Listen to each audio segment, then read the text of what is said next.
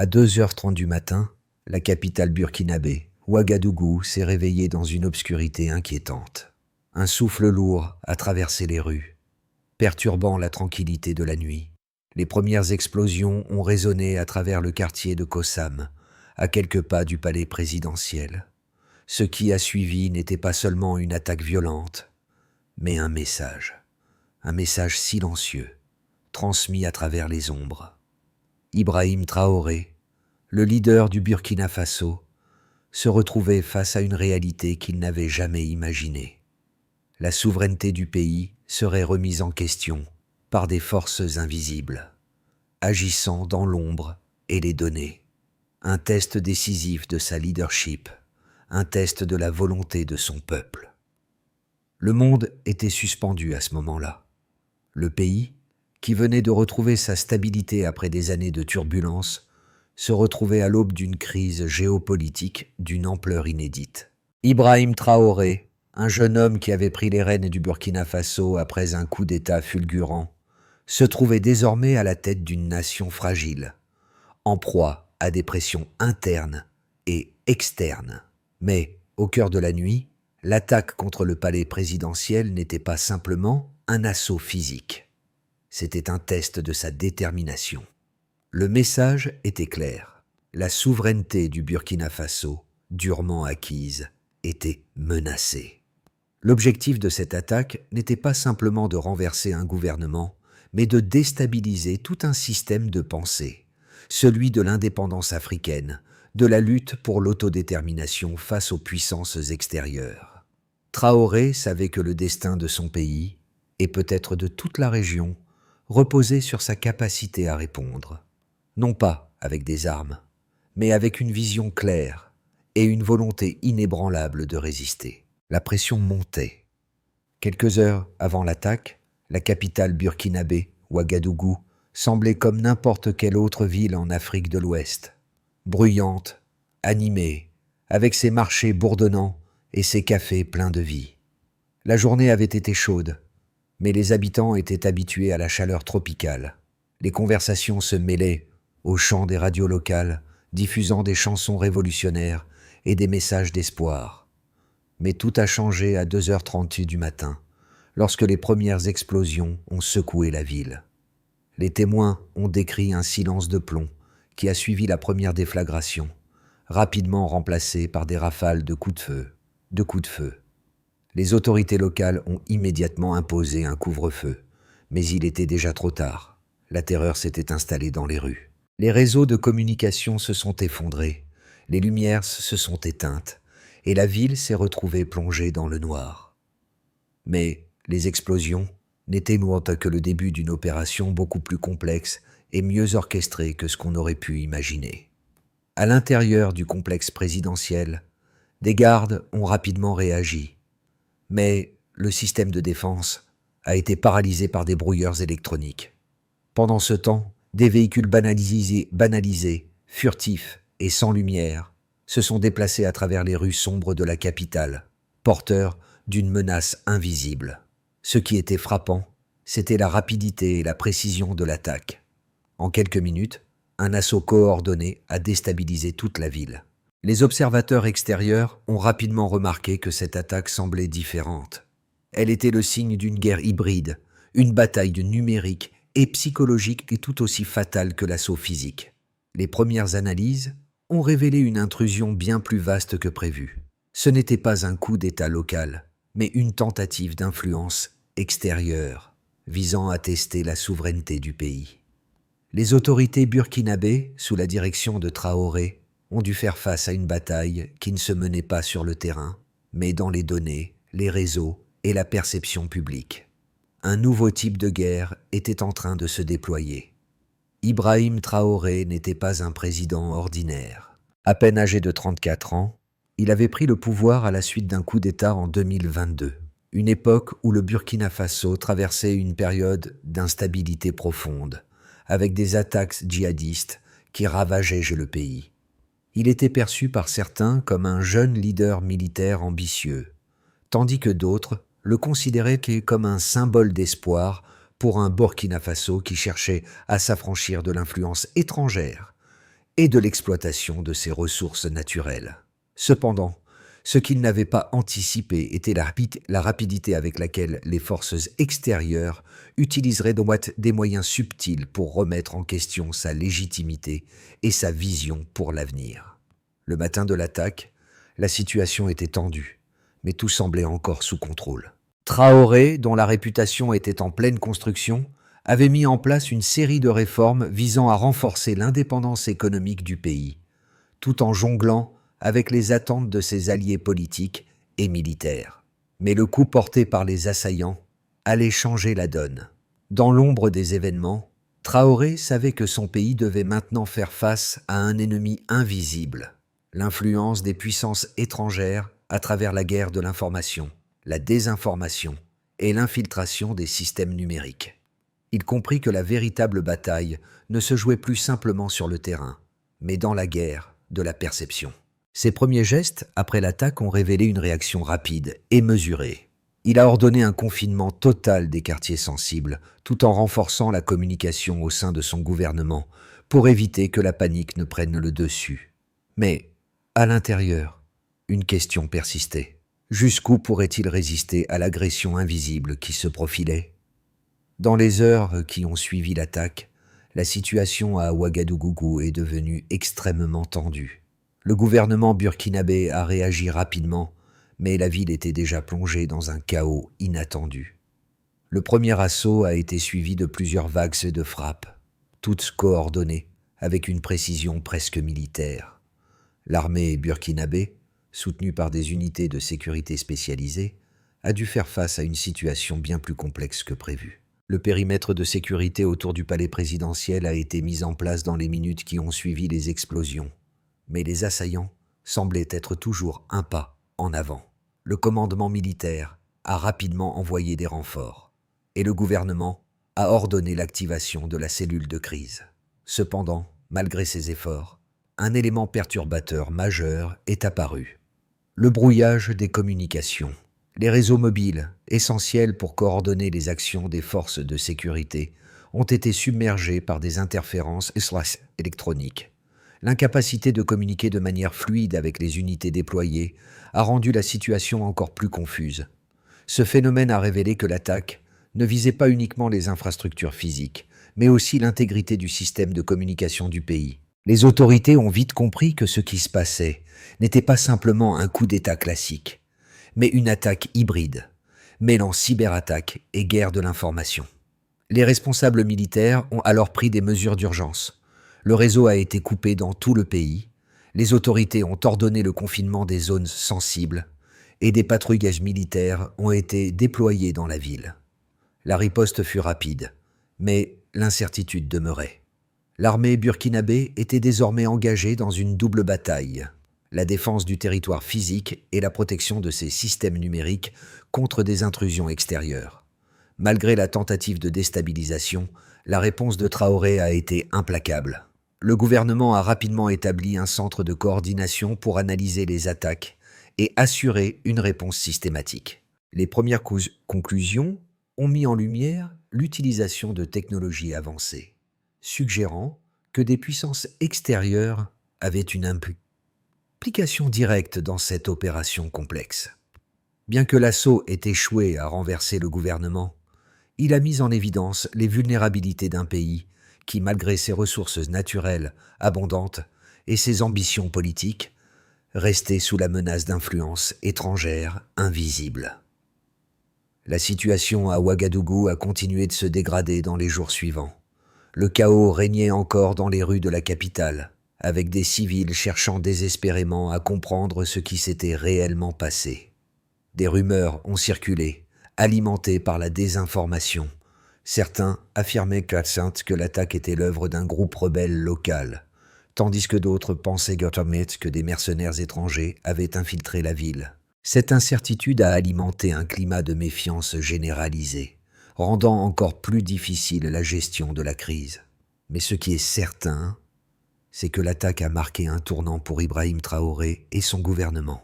Il ne s'agissait plus d'une simple lutte contre des insurgés, mais d'une bataille pour l'indépendance du pays dans un monde où les lignes de front ne sont plus visibles, mais plutôt tracées dans les réseaux, les informations et les perceptions publiques. Les heures qui ont suivi l'attaque à Ouagadougou ont révélé un ensemble de preuves qui ont rapidement modifié l'analyse de la situation. En effet, les premières investigations ont montré que l'assaut contre le palais présidentiel n'était pas une action isolée menée par un groupe local, mais une opération stratégique, soigneusement orchestrée et impliquant des acteurs extérieurs. L'armée burkinabé, qui avait réagi rapidement pour contenir les premiers assauts, a été confrontée à des interférences inhabituelles dans ses systèmes de communication et de surveillance. Un certain nombre de ces interférences ont été mesurées et analysées par les experts en cyberdéfense du pays, qui ont rapidement constaté qu'il s'agissait d'une attaque hybride combinant la cyberattaque, la guerre de l'information et l'usage de technologies avancées. Les experts ont repéré des anomalies dans les transmissions radio ainsi que des pics d'activité dans les communications numériques sur les réseaux privés et sécurisés du gouvernement.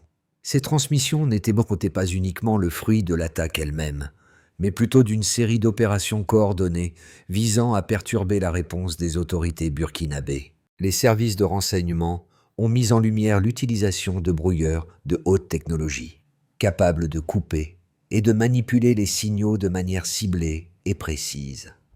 En quelques heures, les données collectées ont révélé que les assaillants n'avaient pas simplement cherché à déstabiliser le gouvernement, mais à provoquer une confusion totale en paralysant les canaux de communication. Les analystes ont également découvert une série de cyberattaques visant à infiltrer des bases de données sensibles. Ces attaques ont ciblé des serveurs qui stockaient des informations cruciales concernant la sécurité nationale, les ressources naturelles du pays et les alliances stratégiques du Burkina Faso avec ses voisins. En parallèle, les experts ont repéré des signaux de transmission en provenance de l'étranger, plus précisément d'une région d'Europe centrale, indiquant une coordination externe. Ce n'était pas une simple incursion dans le système, mais une tentative de manipulation des systèmes informatiques du pays à grande échelle. Les preuves ont été suffisantes pour que les autorités burkinabées commencent à comprendre que ce qui se passait n'était pas simplement une crise interne, mais un assaut en règle contre la souveraineté du pays. Cependant, la véritable dimension de l'attaque ne s'est pas limitée à l'aspect technologique. Les médias, tant locaux qu'internationaux, ont été inondés de récits contradictoires, souvent alimentés par des informations fausses et des spéculations. Cette désinformation a joué un rôle clé dans la déstabilisation psychologique des citoyens. Un nombre important de publications ont prétendu que le gouvernement burkinabé avait perdu le contrôle, créant une atmosphère de panique parmi la population. Les forces de sécurité ont dû non seulement contrer l'assaut physique, mais aussi lutter contre une guerre de perception, dans laquelle les faits réels étaient manipulés et les opinions publiques manipulées. Le gouvernement burkinabé a alors redoublé d'efforts pour sécuriser ses canaux de communication, tout en renforçant la surveillance des flux d'informations. La cyberdéfense du pays, encore insuffisante à l'époque, a dû évoluer rapidement pour faire face à la menace. Au fur et à mesure que les éléments du puzzle se sont rassemblés, il est devenu évident que cette attaque hybride était bien plus qu'un simple coup d'État local. C'était un test décisif pour la résistance du Burkina Faso dans un monde où les lignes de front sont de plus en plus floues, tracées non pas par des balles, mais par des algorithmes et des réseaux. Dans les jours suivant l'attaque, 2 points de vue principaux ont émergé parmi les analystes et les observateurs internationaux. D'un côté, certains ont défendu l'idée selon laquelle la situation en Burkina Faso était le résultat d'une instabilité interne exacerbée par des facteurs géopolitiques régionaux. Ces analystes soutenaient que la montée des attaques djihadistes et la pression croissante des groupes extrémistes sur le pays avaient rendu la situation intenable pour le gouvernement burkinabé, ce qui avait conduit à une réponse brutale, comme l'attaque elle-même. Selon eux, le fait qu'un coup d'État ait eu lieu précédemment et que le pays soit en proie à une guerre civile interne expliquait en partie la vulnérabilité de l'État. Ce groupe d'analystes soulignait que la réponse rapide du gouvernement de Traoré à l'attaque, sa capacité à contenir rapidement les intrus et à préserver l'intégrité physique du pays, démontrait la résilience de l'État burkinabé face à une pression géopolitique et sécuritaire massive. Il croyait que le Burkina Faso pourrait émerger de cette épreuve plus fort et plus déterminé à maintenir son indépendance, en particulier dans un contexte mondial où la souveraineté des nations africaines était constamment remise en question par des puissances extérieures. Cependant, une autre perspective, moins optimiste, est rapidement apparue. Ce point de vue suggérait que l'attaque était un signal clair d'une déstabilisation plus large qui menaçait non seulement le Burkina Faso, mais toute la région du Sahel. Les analystes soutenant cette position affirmaient que la guerre hybride et la manipulation des réseaux numériques étaient désormais des outils courants pour les puissances étrangères cherchant à influencer les affaires internes des pays africains. Selon eux, la tentative de renverser Traoré ne devait pas être perçue comme un événement isolé, mais plutôt comme une partie d'une stratégie plus large, visant à affaiblir la position des gouvernements africains qui défient l'influence occidentale, comme le fait Traoré avec sa politique de défense de la souveraineté nationale. Ce point de vue soulignait la vulnérabilité du Burkina Faso face à ces forces invisibles, bien plus puissantes que les menaces physiques auxquelles le pays était habitué. Pour ces analystes, l'attaque ne marquait pas la fin d'une crise, mais le début d'un combat beaucoup plus subtil et complexe. Traoré, malgré sa position de leader, se trouvait désormais dans une position très délicate, non seulement face à la menace immédiate, mais aussi à une guerre de l'information à long terme, qui risquait d'éroder la confiance de son peuple et des alliés internationaux. L'attaque contre Ouagadougou a révélé une vérité cruciale. La guerre moderne n'est plus seulement menée sur le terrain, mais dans les ombres des systèmes numériques. Alors que les premiers assauts ont été maîtrisés, une nouvelle forme de pression est apparue, bien plus insidieuse. Les premières analyses ont mis en lumière que les assaillants n'étaient pas uniquement motivés par un désir de renverser le gouvernement, mais par une stratégie beaucoup plus ambitieuse. Éroder la souveraineté du Burkina Faso en manipulant les informations et les perceptions à l'échelle mondiale. Ce qui s'est révélé, à mi-parcours de la crise, c'est que la bataille pour l'indépendance nationale ne se limitait pas aux frontières physiques. Le contrôle des données, des informations et des récits était devenu aussi crucial que la défense des frontières géographiques. Le peuple burkinabé, plongé dans la confusion par la guerre de l'information, était victime d'une manipulation subtile, conçue pour semer le doute sur la légitimité de son gouvernement. Ibrahim Traoré a compris que pour survivre, le Burkina Faso devait non seulement défendre ses terres, mais aussi sa narrative. Le défi était de taille haute. Repenser la manière dont la souveraineté se définit à une époque où les frontières ne sont plus seulement géographiques, mais aussi numériques et idéologiques. La véritable guerre venait juste de commencer. L'attaque qui a frappé Ouagadougou a laissé des cicatrices visibles et invisibles. Physiquement, les explosions ont endommagé des infrastructures cruciales et laissé des quartiers entiers plongés dans la pénombre. Mais les véritables conséquences ne se mesuraient pas en termes de destruction physique, mais en termes de confiance et de perception. Le peuple burkinabé, déjà fragilisé par les années de guerre contre les groupes djihadistes, se retrouvait désormais à lutter contre un ennemi plus insidieux, l'incertitude. Les autorités burkinabées ont réagi avec une rapidité impressionnante pour rétablir l'ordre et sécuriser la capitale. Les unités militaires et les forces de sécurité ont réussi à contenir les assaillants et à prévenir un renversement du pouvoir. Cependant, la bataille pour maintenir la stabilité n'était pas terminée. Le plus grand défi résidait dans la gestion de la guerre de l'information qui avait éclaté presque simultanément avec l'attaque. Les médias, à la fois locaux et internationaux, ont commencé à diffuser des informations contradictoires. Certaines ont affirmé que le gouvernement était sur le point de s'effondrer, tandis que d'autres ont insinué que le président Traoré avait perdu le contrôle du pays. Ce brouillard médiatique a plongé la population dans une profonde confusion, et la méfiance envers les autorités s'est intensifiée. Le coup porté à la réputation du gouvernement burkinabé par les rumeurs et la désinformation était presque aussi dévastateur que l'attaque elle-même. L'absence de communication claire et unifiée a permis à des forces extérieures de propager leurs récits et leurs théories. Les responsables du gouvernement ont alors compris que la guerre ne se jouait plus uniquement sur le terrain, mais aussi dans l'espace numérique et médiatique. Traoré a dû redoubler d'efforts pour reprendre le contrôle du récit national, en lançant des campagnes d'information ciblées et en mobilisant les citoyens pour qu'ils résistent à la propagande. La communauté internationale, observant la situation de loin, a été divisée sur la manière de réagir.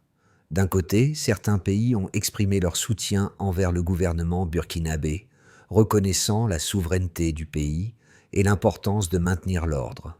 De l'autre, plusieurs puissances occidentales ont remis en question les méthodes autoritaires du régime de Traoré et certaines ont émis des doutes sur la stabilité à long terme du gouvernement. Cette division internationale n'a fait qu'ajouter de l'incertitude à la situation déjà complexe du pays. Les conséquences sur la politique interne étaient également profondes. Au sein du gouvernement burkinabé, des débats ont éclaté sur la manière de réagir face à cette nouvelle forme de guerre.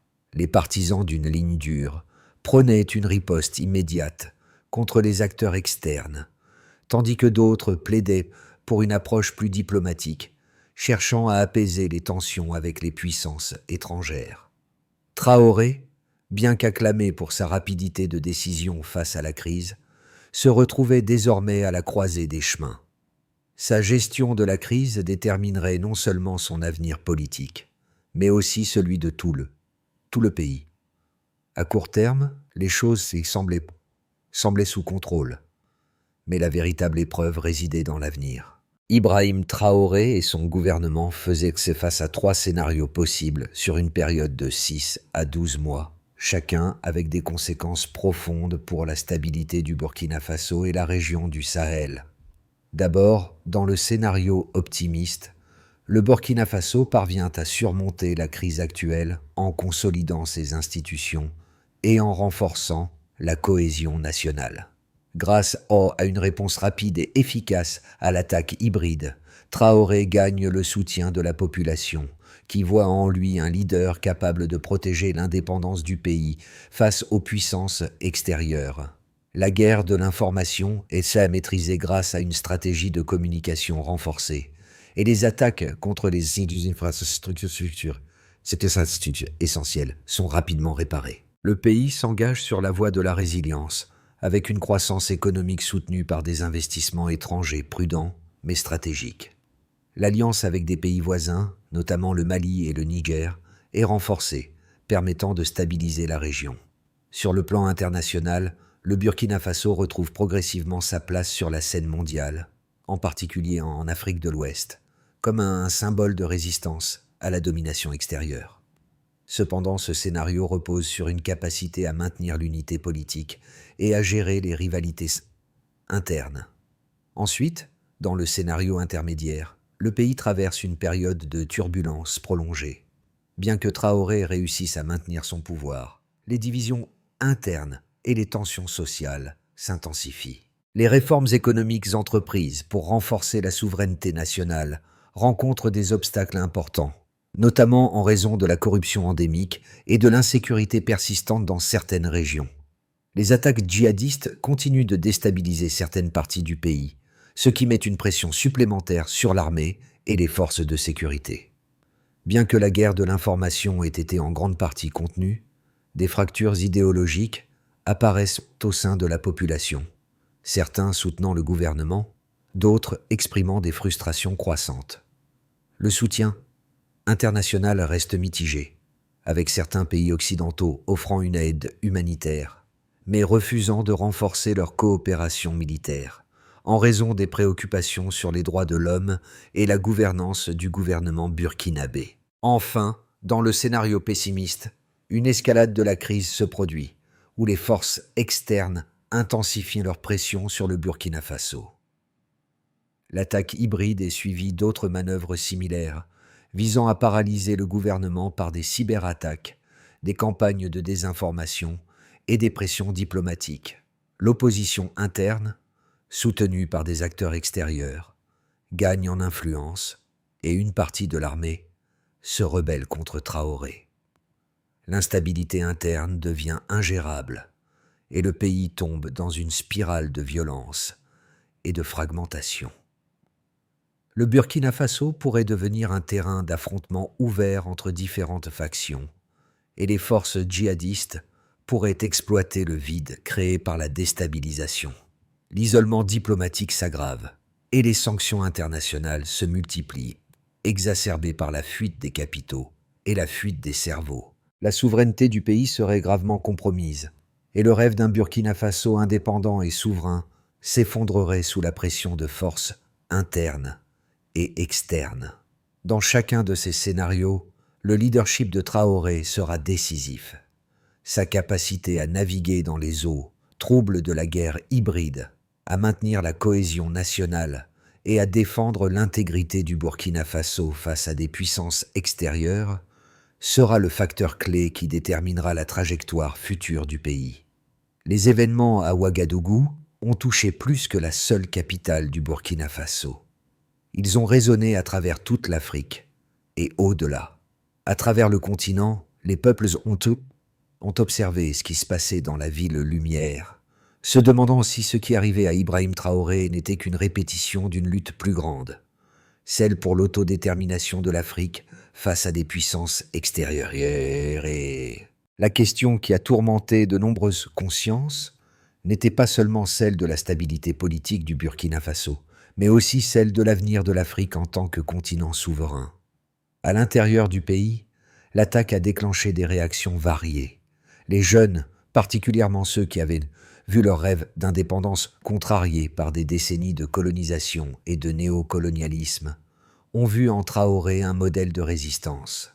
Sa détermination à protéger la souveraineté de son pays a galvanisé des centaines de milliers de personnes, prêtes à soutenir son leadership.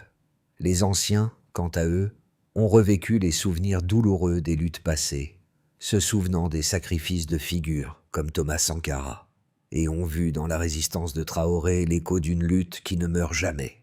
Mais ce n'était pas que la population burkinabé qui était concernée. À l'échelle mondiale, le message était clair.